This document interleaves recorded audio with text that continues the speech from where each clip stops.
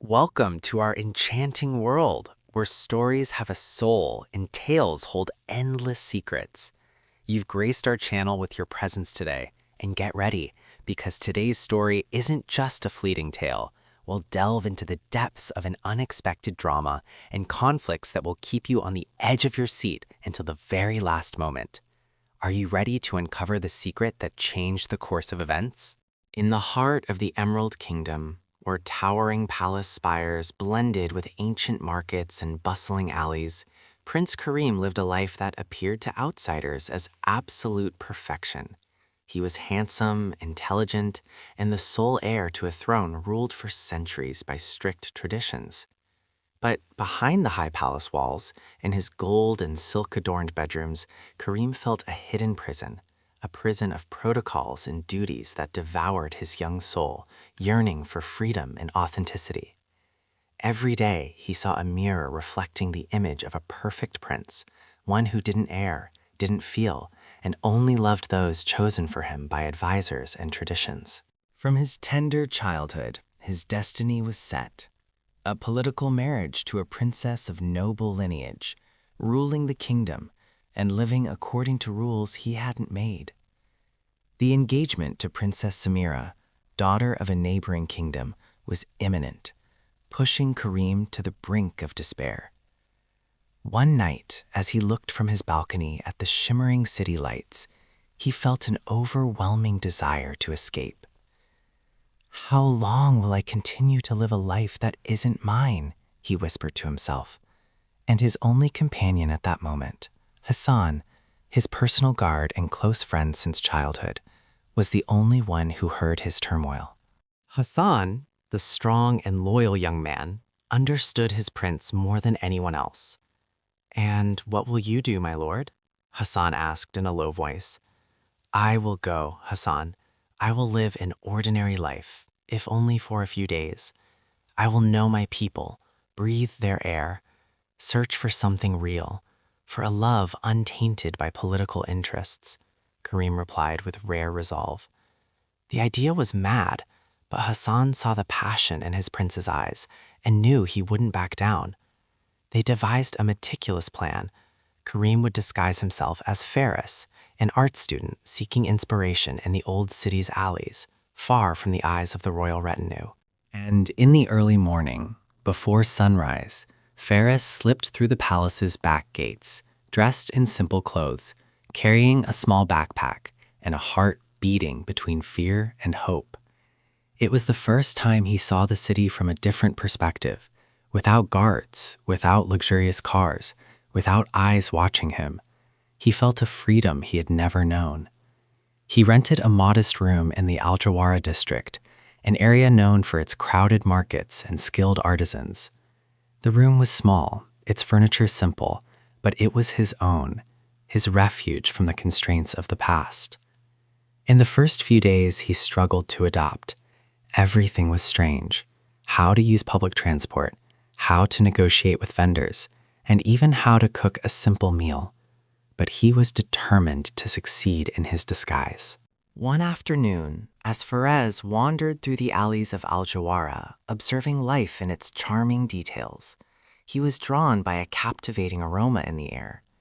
It was a mixture of vanilla, cinnamon, and caramelized sugar, a scent that tantalized the senses and promised moments of pure happiness. He followed the scent until he reached a small shop with a glass facade, adorned with dim lights and a beautifully carved wooden sign that read, "Layla's Sweets." The shop was bustling with customers, and amidst this organized chaos stood a young girl, her dark black hair flowing over her shoulders, her brown eyes shining with passion as she served sweets to customers with a warm smile. It was Layla, the shop owner. Fares looked at her with awe. She was not like any girl he had seen in the palace or at royal events. She was simple, natural, yet radiated vitality and unique beauty. She seemed to embody everything he had been searching for. He entered the shop, stood in line, his heart beating wildly. When it was his turn, Layla looked up and smiled at him, a smile that melted the ice of his solitude. "Please, sir, how can I help you?" she asked in a soft voice. "I want I want a little of everything. The scent alone is enough to tempt one, Fadez replied, trying to hide his nervousness. Layla chuckled lightly, her laugh like the sound of small bells. It seems you're new to our neighborhood, she said as she placed a variety of sweets into an elegant box. Indeed, I'm looking for inspiration, Fadez replied, extending his hand to pay. His eyes never left her. From that day on, Layla's sweets became Ferris's daily destination. He always bought the same type of pastry, walnut mammal, under the pretext that it was his favorite, while his real goal was to spend a few minutes talking to Layla. Slowly, the barrier of strangeness between them began to crumble. They talked about her dreams of expanding her shop, her passion for cooking, and the challenges she faced as a young woman managing her own business.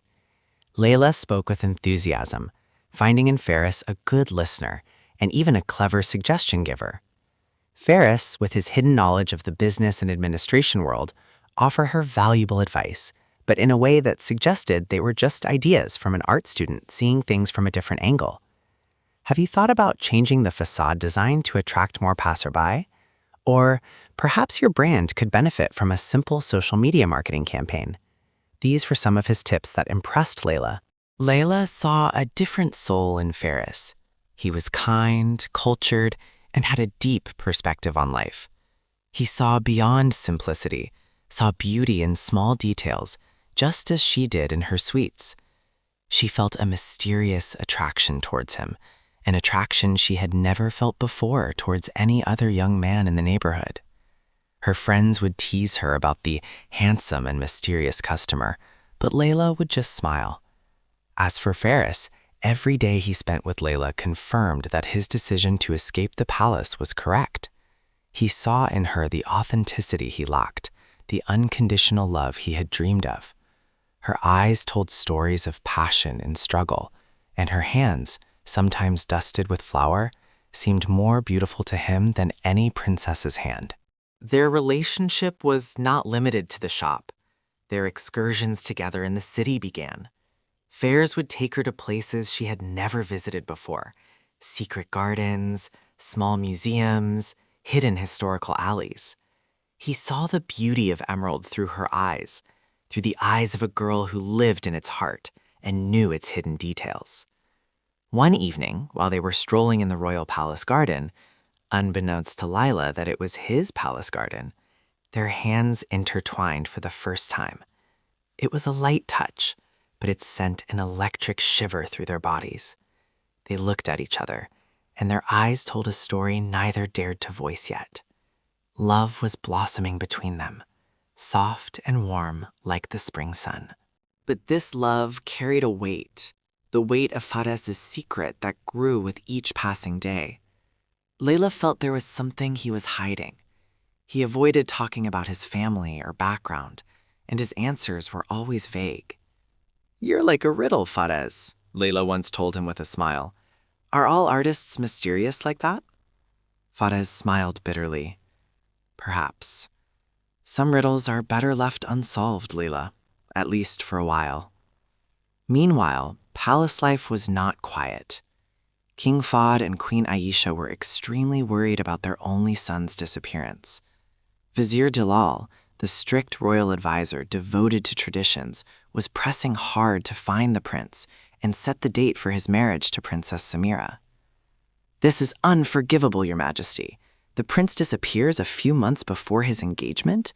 This threatens the stability of the kingdom," the vizier would shout in every meeting. Hassan was secretly communicating with Karim, conveying bad news and reminding him of his responsibilities. "You must return, my lord. The situation is getting worse. The king is very worried," Hassan said in a secret phone call. But Karim refused. "I can't, Hassan. Not now. I found what I was looking for. I found Layla." Karim was living a bitter internal struggle. His love for Lila was growing deeper, but he knew that this love was built on a lie, and that his destiny as a prince awaited him. Every happy moment with Lila was mixed with a sense of guilt and fear of the day his secret would be revealed.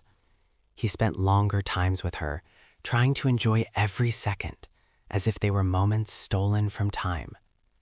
"I will never abandon you, Lila," he promised her one night under the moonlight, and his words carried a secret pledge to fight the world for her. But the challenges weren't just internal. Problems began to surround Lila's shop. A large, luxurious sweet shop opened a few streets away and started attracting her customers.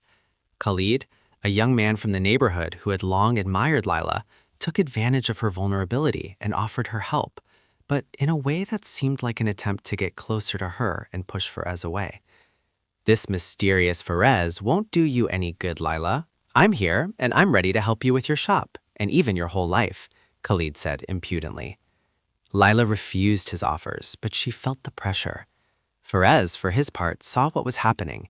He used his hidden royal knowledge, sending some disguised customers from his retinue to support Lila's shop, and offered her innovative ideas to attract customers, such as launching new seasonal flavors or offering small workshops for children to teach them cake decorating art. These ideas began to bear fruit, and Lila's shop regained some of its vitality.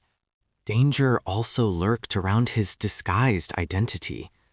On one occasion, while walking with Lila in the market, he spotted a former royal guard who used to work at the palace. Faraz froze in place, quickly pulling Lila into a side alley, claiming he saw a friend. Disaster almost struck. On another occasion, his mobile phone, dedicated to communicating with Hassan, rang, and the caller was the king. Faraz had to hide in the bathroom and speak in a low voice, fabricating a story about being late with rent to convince Lila, who heard part of the call. These situations increased his guilt and pressure, making him wonder how long he could continue this deception.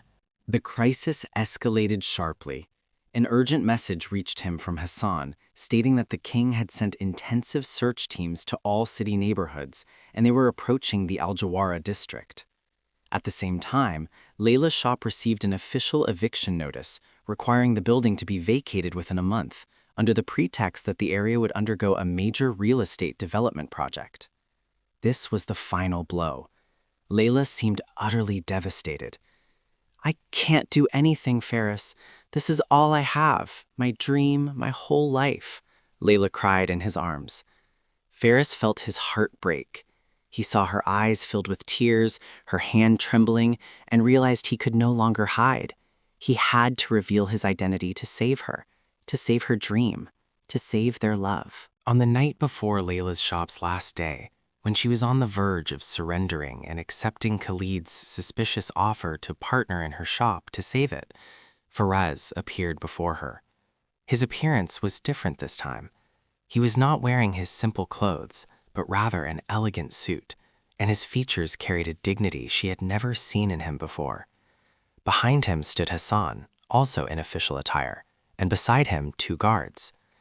Leela looked at him in shock, then with eyes full of fear and anticipation. "Faraz, what's happening?" she asked in a trembling voice. Faraz took a deep breath, gathering all his courage. "Layla, there's something you must know. I am not Faraz, the simple student you knew. I am Prince Karim, Crown Prince of the Emerald Kingdom." Absolute silence fell upon the place. The words echoed in Layla's ears like thunder. The prince? The Crown Prince? All those days, all those moments, all those words were built on a lie. She felt dizzy, a bitter lump in her throat. "You lied to me?" Layla whispered, her eyes widening with shock and pain. How? How could you do this?" She recoiled a few steps, as if she wanted him to disappear. "I didn't want to lose you, Layla," Karim tried to explain, his hands outstretched to her. "I wanted you to love me for who I am, for my true self, not for my status or title. I wanted to live a real life. I wanted to find true love away from the constraints of the palace." But his words didn't reach her heart at that moment. She felt betrayed, bitter. Everything was a lie then? Every word, every laugh, every touch, Leela said, and her tears began to flow profusely. "Go, get out of here. I don't want to see you again." She turned away from him, collapsing onto the nearest chair, engulfed in a violent fit of crying. Kareem looked at her with indescribable pain. His eyes screamed apology, but she was unable to see it. He realized he had to give her some space. With a broken heart, he turned and left the shop, leaving behind his only love in a sea of tears. Kareem returned to the palace, but he was not the prince who had left. He was a broken man, carrying the weight of his lost love and the burden of his responsibility. He faced his parents, the king and queen, and confessed everything. "I found love, father, but I lost it because of my lie," Kareem said in a hushed voice, recounting Layla's story, her passion, her simplicity, and her beauty.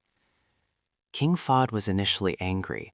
"How dare you rebel against the kingdom's traditions and your duties? This is a serious matter, Kareem." But Queen Aisha, who saw the misery in her son's eyes, was more understanding.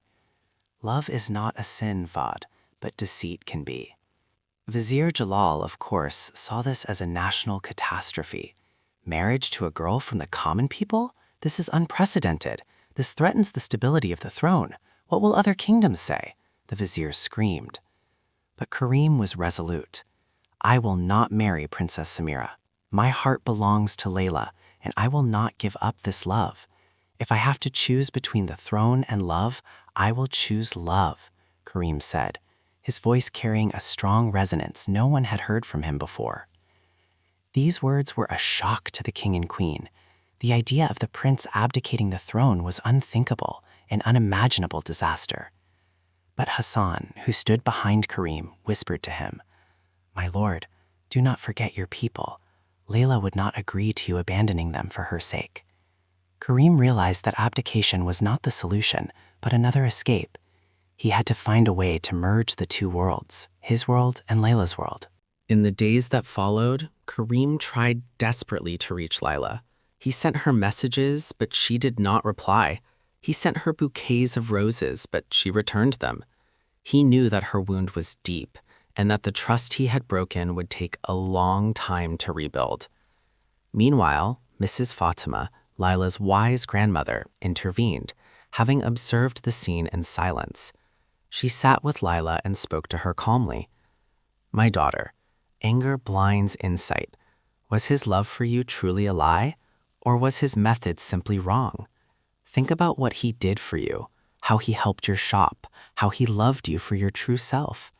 Do you think a prince from the throne would risk everything to live a simple life if he were not sincere in his love?"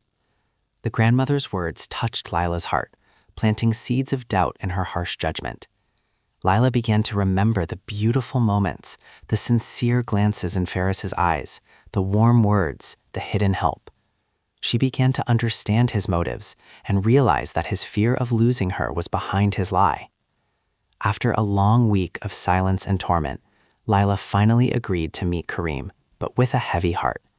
They met in a public park, away from prying eyes. Kareem sat before her and began to speak truthfully, with an open heart. "Lila, I am sorry. Sorry for all the pain I caused you.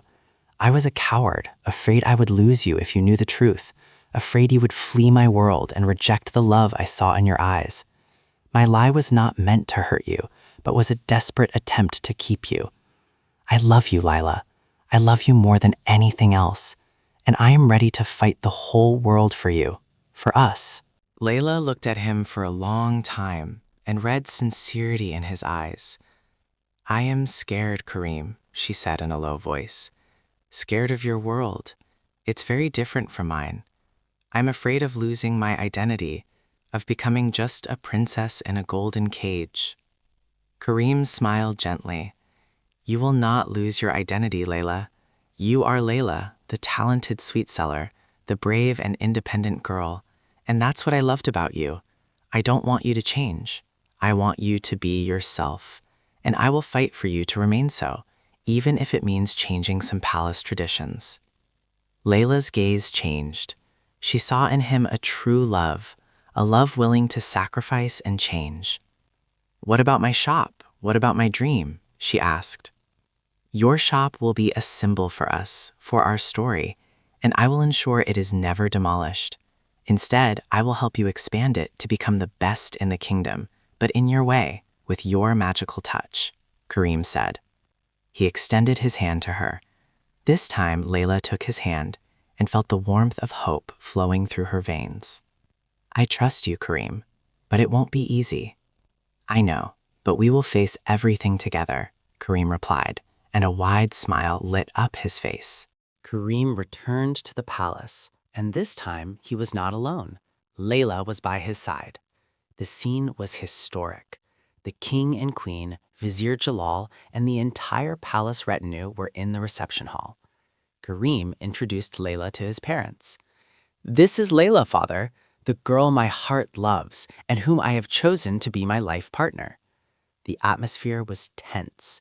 Vizier Jalal looked at Layla with disdain, but Layla stood tall, her eyes reflecting dignity and confidence. Kareem spoke enthusiastically about Layla, about her talent, her intelligence, and her ability to enrich the palace and the kingdom with her authentic popular touch. "The kingdom needs renewal, father. It needs someone to connect the palace with the people, and Layla is that bridge." Queen Aisha was touched by Kareem's sincerity and Layla's dignity. "True love knows no classes, Fahd," she whispered to her husband. After a long debate, King Fahd finally agreed, but with conditions. Layla must learn the royal protocols and be prepared for the responsibilities that would fall upon her. Layla bravely agreed. As for Vizier Jalal, he tried to object strongly, but Kareem confronted him with a vision for the kingdom's future, where innovation and communication with the people were more important than rigid traditions. "This marriage will change the face of the kingdom, Jalal, for the better." Layla began her new journey in the palace. It was not easy. She faced stares of surprise and doubt from some members of the entourage, but she was determined to succeed. She quickly learned the protocols, but did not abandon her simplicity and passion. She opened a small sweets workshop inside the palace and began preparing special sweets for royal occasions, blending popular authenticity with royal luxury. Layla's sweets shop in Al Jawara district did not close, but flourished under her supervision and with Kareem's support. It became a symbol of their love story and an example that talent and will can transcend social classes. Kareem and Layla married in an unconventional royal ceremony, combining the grandeur of the palace with the warmth of the people's hearts. Layla wore a royal gown, but adorned it with simple touches that reflected her personality. She stood beside Kareem, a princess from the common folk, who loved a disguised prince, and through him changed the traditions of an entire kingdom. Kareem and Layla led the Emerald Kingdom into a new era of openness and innovation. They never forgot their origins and ensured that the palace was a place where every individual of the people felt a sense of belonging, and that love was the basis of every decision. They proved to the world that true love knows no bounds, and that it is capable of building bridges between two different worlds, and that authenticity and simplicity can enrich the greatest kingdoms and make them more luminous and just. And so, Prince Kareem and his beloved Layla lived their legendary love story, becoming a tale told by generations about a prince who found his truth in the heart of a simple girl, and about a kingdom that embraced love above all traditions. We hope you enjoyed the story. Don't forget to tell us in the comments what you liked most about Prince Kareem and Layla's journey. And until we meet again with a new tale, may you be safe.